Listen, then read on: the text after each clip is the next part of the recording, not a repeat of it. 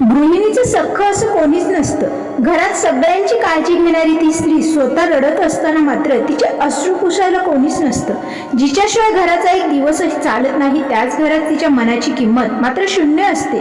ती आजारी पडली तरी उठून स्वयंपाक करते, ती थकली तरी ती हसत राहते, ती तुटली तरी शांत राहते, कारण तिला माहीत असतं ना, या घरात सगळे तिचे आहेत, पण तिचं खरंच सख्ख असं कोणीच नाही। एका गृहिणीला फक्त एक दिवस घरात काम बंद करून पाहायला सांगा। ज्या दिवशी तिचं काम बंद असेल ना, घरातल्या प्रत्येकाला तिची किंमत कळेल। पण दुःख याच गोष्टीचं आहे, ज्या स्त्रीशिवाय घर चालत नाही त्या स्त्रीच्या मनात काय सुरू आहे हे मात्र विचारायला घरातल्या कोणाकडेही वेळ नसतो। ती सगळ्यांसाठी जगते, पण तिच्यासाठी जगणारं माणूस मात्र तिच्यासाठी उपयुक्त किंवा उपलब्ध नसतं। ती घराला घर पण देते, पण शेवटी स्वतःच घरात एकटी पडते। ही कथा आहे त्या प्रत्येक गृहिणीची, जी बाहेरून हसते पण आतून रोज थोडी थोडी तुटत असते। सर्वात प्रथम, गृहिणीचं सख्ख असं कोणीच नसतं हे मात्र खरं आहे बरं का। गृहिणी ही घराची लक्ष्मी असते असं सगळे म्हणतात, पण खरं आयुष्य बघितलं तर तिच्या भावना समजून घेणारं फार कमी लोक असतात। ती सकाळी डोळे उघडल्यापासून रात्री झोपेपर्यंत फक्त घरासाठी जगत असते। तिच्या दिवसाला ना सुट्टी असते ना आराम। घरातल्या प्रत्येकाची आवड, प्रत्येकाची वेळ, प्रत्येकाची गरज ती लक्षात ठेवते, पण तिच्या मनात काय चाललं आहे हे विचारायला कोणाकडेही वेळ नसतो। ती आजारी जरी पडली ना, तरी तिला उठून स्वयंपाक हा करावाच लागतो, कारण घर तिच्याशिवाय चालतच नाही, तिच्यावरती अवलंबून असतात सगळे। तिचं काम थांबलं की घर विस्कळीत होतं, पण तिचं महत्त्व मात्र कोणालाही दिसत नाही। ती थकली तरी तू दिवसभर घरीच असतेस हे तिला ऐकावं लागतं। घरात सगळे तिच्यावर अवलंबून असतात, पण ती कोणावर अवलंबून राहू शकत नाही, कारण तिच्या दुःखाला समजून घेणारा माणूसच नसतं ना। म्हणून अनेकदा गृहिणी बाहेरून हसत असली ना, तरी आतून मात्र खूप एकटी असते। दुसरा मुद्दा म्हणजे गृहिणीचं आयुष्य हे त्यागावर उभं राहतं। लग्नानंतर ती स्वतःचं घर, स्वतःची माणसं, स्वतःच्या सवयी सगळं मागे सोडते। नवीन घराला आपलं मानण्याचा प्रयत्न करते, सगळ्यांच्या मनासारखं वागण्याचा प्रयत्न करते, स्वतःच्या इच्छा बाजूला ठेवून कुटुंबासाठी जगायला शिकते। तिला नवीन साडी हवी असते, पण आधी मुलांच्या गरजा पूर्ण करते। तिला बाहेर फिरायला जायचं असतं, पण घरच्या जबाबदारी तिला थांबवतात। ती स्वतःच्या स्वप्नांवर पाणी सोडते, फक्त घर आनंदी राहावं म्हणून, आणि हळूहळू ती स्वतःलाच विसरून जाते। तिचं आयुष्य फक्त आई, बायको, सून या नात्यांमध्ये अडकून राहतं। तिचे स्वतःचं अस्तित्व कुठेतरी हरवून जातं, पण तरीही ती तक्रार करत नाही, कारण तिला वाटतं माझं दुःख सांगून तरी कोण समजून घेणार आहे। म्हणूनच गृहिणीच्या चेहऱ्यावरचं हसू अनेकदा खोटं असतं। तिसरा मुद्दा म्हणजे घरातल्या प्रत्येकाच्या भावना जपणारी स्त्री म्हणजे गृहिणी। मुलं नाराज असतील तर त्यांना समजणारी तीच असते, नवरा तणावात असेल तर धीर देणारी तीच असते, घरात काही समस्या आली तर सगळ्यांना सांभाळणारी ही तीच असते। पण तिचं मन तुटलं तर तिला सांभाळायला मात्र कोणीच नसतं। ती रडली तर लोक म्हणतात इतकं काय झालं, तिच्या डोळ्यातले अश्रू हे कोणालाही गंभीर वाटत नाही, कारण सगळ्यांना तिचं मजबूत असणं हे सवयीचं झालेलं असतं। ती स्वतःच्या भावना दाबून ठेवते, कारण तिला माहीत असतं की कमजोर पडली तर घर कोसळेल। ती अनेक गोष्टी मनात ठेवून शांत राहते, राग आला तरी गप्प बसते, दुःख झालं तरी हसत राहते, आणि हळूहळू आतून तुटत जाते। म्हणून गृहिणींच्या शांततेमागे खूप वेदना लपलेल्या असतात। गृहिणीला पैशांची भूक नसते, तिला फक्त प्रेमाचे 2 शब्द हवे असतात। तिच्या कामाचं कौतुक हवं असतं, एवढीच अपेक्षा असते, कोणीतरी एवढं म्हणावं तू खूप करतेस आमच्यासाठी। पण अनेक घरांमध्ये तिचं काम हे गृहीतच धरलं जातं।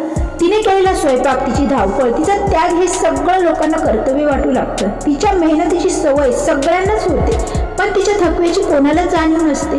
ती दिवसभर घरासाठी धावत असते आणि रात्री उशीवर डोकं ठेवून शांतपणे रडत असते, कारण दिवसभरात एकदाही कोणी तिची विचारपूस केलेली नसते। तिला महागड्या भेटवस्तू नकोच असतात, तिला फक्त आपलेपणा हवा असतो, कारण गृहिणीचं मन हे प्रेमाने जगतं। पाचवा मुद्दा म्हणजे खरं सांगायचं झालं तर गृहिणीचं आयुष्य हे खूप एकटं असतं। घरात सगळे असूनही ती अनेकदा एकटी पडलेली असते। तिच्या भावना, तिचं दुःख, तिची घुसमट हे सगळं ती मनात ठेवते, कारण प्रत्येकाला तिची गरज असते, पण तिच्यासाठी वेळ मात्र कोणाकडेही नसतो। ती स्वतःचं आयुष्य घरासाठी खर्च करते, स्वतःची स्वप्न बाजूला ठेवते, स्वतःचा आनंद विसरते, फक्त कुटुंब आनंदी राहावं म्हणून। पण शेवटी तिला जाणवतं की घरातल्या प्रत्येकासाठी मी सख्खी आहे, पण माझ्यासाठी खरंच सख्ख कोण आहे, आणि हाच विचार तिच्या मनाला आतून तोडत राहतो। म्हणून प्रत्येक घराने गृहिणीला फक्त जबाबदारी नाही तर माणूस म्हणूनही समजून घ्यायला हवं. 6वा मुद्दा म्हणजे गृहिणीचं आयुष्य अनेकदा 4 भिंतींमध्ये अडकून राहतं. ती दिवसभर लोकांमध्ये असते, तिच्यासाठी मनापासून बोलणारं कोणी नसतं. घरातले सगळे आपापल्या कामात व्यस्त असतात. मुलं मोबाईलमध्ये, नवरा कामामध्ये, ती मात्र स्वयंपाकघरात स्वतःला विसरत असते. तिला कधी स्वतःसाठी वेळ मिळत नाही. तिची आवडी, छंद, स्वप्न हळूहळू मरून जातात, कारण तिला शिकवलं जातं की घरच हे सर्वस्व आहे तिच्यासाठी. ती स्वतःच्या मनाला समजावते, पण आतून मात्र खूप तुटते.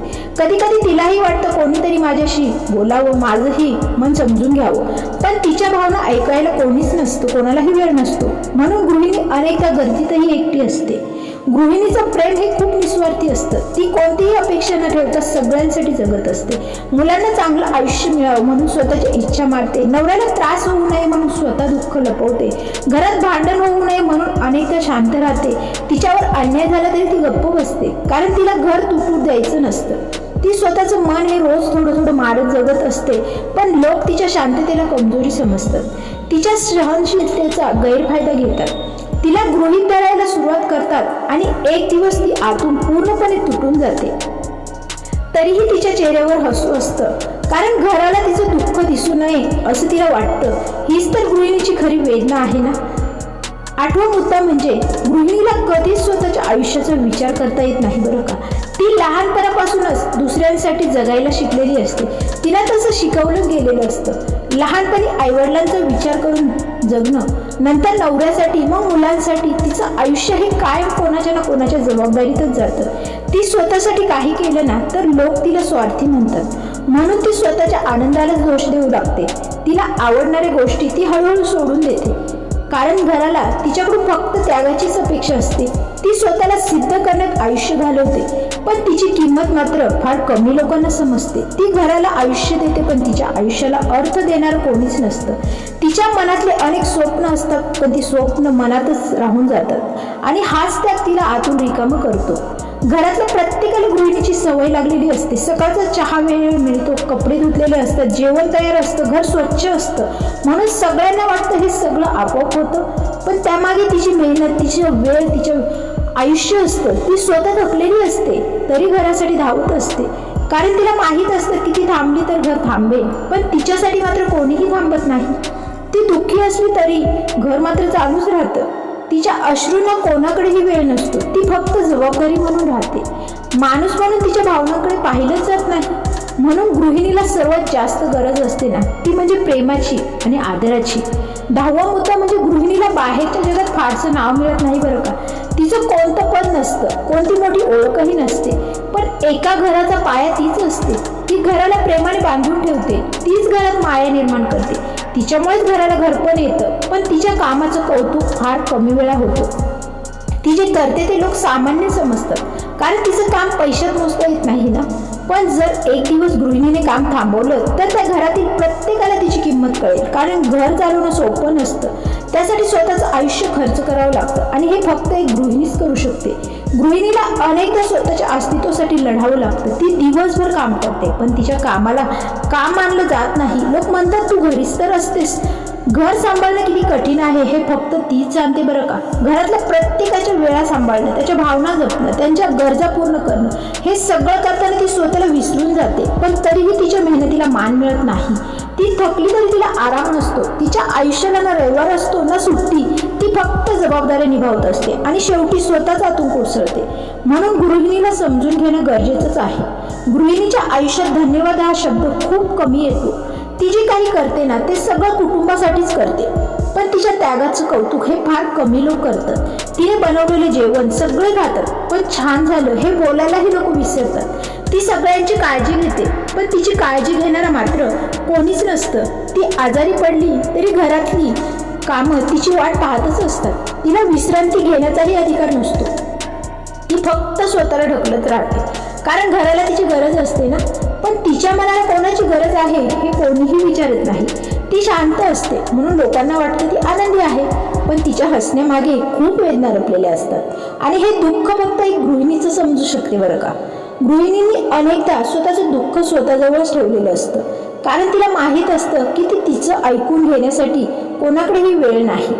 ती मन मोकळं करायला गेली ना तर लोक तिला चुकीचं ठरवतात, म्हणून ती गप्प राहणं निवडते. ती रडतेही पण शांतपणे, जेणेकरून घरातल्या कोणालाच त्रास होऊ नये. ती स्वतःच्या वेदना लपवण्यात इतकी सरावलेली असते ना की लोकांना वाटतं तिला काहीच होत नाही. पण प्रत्येक वेळी शांत राहणं म्हणजे ती मजबूत आहे असंही नाही बरं का. कधी कधी ती आतून पूर्णपणे तुटलेली असते. तिला फक्त एवढीच अपेक्षा असते, कोणीतरी तिच्या डोक्यावर हात ठेवून विचारावं, तू ठीक आहेस ना. पण हे 4 शब्दही अनेक गृहिणींना आयुष्यात मिळत नाही आणि म्हणूनच त्यांचं मन हळूहळू एकटं पडत जातं. गृहिणीला आयुष्यात स्वतःची ओळख निर्माण करायची असते, पण घरच्या जबाबदाऱ्या तिला त्यासाठी वेळच देत नाही. ती स्वतःची स्वप्न बाजूला ठेवते, कारण तिला आधी घर महत्त्वाचं वाटतं. मुलांचं शिक्षण, नवऱ्याचं करिअर, घराची काळजी यामध्ये तिचं आयुष्य निघूनही जातं. आणि एक दिवस अचानक तिला जाणवतं की मी स्वतःसाठी जगलेच नाही. ती स्वतःच्या इच्छांना इतकं दाबून ठेवते की शेवटी तिलाच स्वतःची आवड काय आहे हे विसरायला होतं. तिच्या त्यागामुळे घर उभं राहतं, पण तिची स्वप्न मात्र अपुरीच राहतात. तरीही ती हसत राहते, कारण घर आनंदी असेल तर ती स्वतःचं दुःख विसरते. हीच एका गृहिणीची सर्वात मोठी वेदना असते. गृहिणीचं मन खूप नाजूक असतं. ती बाहेरून कितीही मजबूत दिसली ना तरी आतून ती खूप भावूक असते. तिला रागापेक्षा प्रेमाचे शब्द जास्त आवडतात. तिच्यावर ओरडलं तर ती शांत होते, पण आतून मात्र दुखावलेली असते. ती घरासाठी स्वतःचं आयुष्य घालवते, पण फक्त कुटुंब आनंदी राहावं म्हणून. अनेकदा तिला एकटेपण मिळतं. ती सगळ्यांना समजून घेते, पण तिला समजून घेणारं कोणी नसतं. घरातल्या प्रत्येकासाठी उभी राहते, पण तिच्यासाठी कोणीही उभं राहत नाही. क्वचित एखादा असेल. म्हणून प्रत्येक घरात गृहिणीने काम करणारी व्यक्ती म्हणून पाहू नये, तर भावना असलेली एक माणूस समजून घ्यायला हवं, कारण तिच्यामुळेच घराला घर पण येतं. आणि शेवटी एक गोष्ट कायम लक्षात ठेवा, गृहिणीला मोठं घर नको असतं, महागड्या भेटवस्तू नको असतं. तिला फक्त एवढंच हवं असतं, कोणीतरी तिच्या थकलेल्या चेहऱ्याकडे पाहून विचारावं, तू ठीक आहेस ना. कारण ती आयुष्यभर सगळ्यांसाठी जगत असते, स्वतःच्या इच्छा मारत असते, स्वतःचं दुःख लपवत असते. घरातल्या प्रत्येकासाठी ती सख्खी बनून उभी असते. पण दुःखाची गोष्ट हीच असते की ज्या स्त्रीने सगळ्यांना आपलं मात्र मानलं, तिच्यासाठी मात्र खरंच कोणी सख्ख आहे का? खरंच कोणी सख्ख कोणीच नसतं. म्हणून घरातल्या गृहिणीचा फक्त आदर करू नका, तर तिच्या भावना समजून घ्या. कारण घर भिंतींनी नाही बांधलं जात, ते एका गृहिणीच्या मेहनतीने बांधले जाते. त्या गृहिणीवर तिचे घर अवलंबून असतं. त्यामुळे समजून घ्या, कारण घर भिंतींनी खरंच बांधले जात नाही, ते एका गृहिणीच्या त्यागाने, प्रेमाने आणि शांत अश्रूंनी उभं राहतं. त्यामुळे त्या स्त्रीची किंमत करा. गृहिणीचं कोणीच सख्ख असं नसतं. हे वाक्य कदाचित कठोरही वाटेल तुम्हाला, पण अनेक स्त्रियांच्या आयुष्याचं हे न बोललेलं सत्य देखील आहे बरं का. ती सगळ्यांसाठी जगते, सगळ्यांची काळजी घेते, सगळ्यांच्या आवडीनिवडी जगते. पण दिवसाच्या शेवटी तिच्या मनात काय चाललेलं आहे हे विचारायला कोणी थांबतं का? कोणी तिला विचारतं का? घरात प्रत्येकाला सुट्टी असते, पण गृहिणीला कधी सुट्टी दिली आहे का? तिचा आजारही कायम काम करूनच बरा होतो बरं का.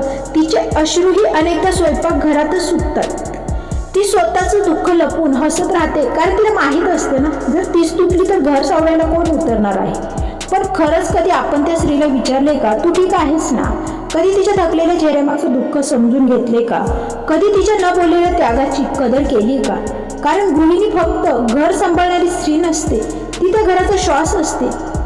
ती नसली तर घर फक्त भिंतींचंच राहून जातं. म्हणून घरातल्या त्या स्त्रीला वेळ द्या, तिच्या कामाची किंमत करा, तिच्या भावना समजून घ्या. कारण आयुष्यभर सगळ्यांसाठी जगणाऱ्या त्या स्त्रीलाही कधीतरी कोणाच्या तरी आधाराची गरज असते. तुझी ही किंमत आहे हे ऐकायचं देखील तिला असतं बरं का. जर या व्हिडिओतील एक जरी ओळ तुमच्या मनाला स्पर्श करून गेली असेल तर हा व्हिडिओ त्या प्रत्येक आईला, पत्नीला, बहिणीला आणि त्या प्रत्येक गृहिणीला नक्की शेअर करा, जिची तुम्ही किंमत करता. त्या शांतपणे जगणाऱ्या, सहन करणाऱ्या आहेत, पण तरीही त्या हसत आहेत. अशाच मनाला भिडणाऱ्या, आयुष्यात सत्य दाखवणाऱ्या वेगवेगळ्या कथा आपण नेहमीच बोलत असतो. अशाच मनाला भिडणाऱ्या, आयुष्यात सत्य दाखवणाऱ्या आणि भावनांना शब्द देणाऱ्या व्हिडिओसाठी माझ्या थॉट्स या चॅनलला नक्की सबस्क्राईब करा. कारण इथे फक्त शब्द बोलले जात नाही किंवा व्हिडिओही बनवले जात नाही. इथे फक्त व्हिडिओ नाही बनवले जात, इथे प्रत्येक भावनेला आवाज दिला जातो. ज्या कदाचित दाबल्या गेल्या असतील त्या भावना व्यक्त केल्या जातात. भेटूया पुन्हाच नवीन सकारात्मक व्हिडिओला घेऊन लवकरच. तोपर्यंत धन्यवाद.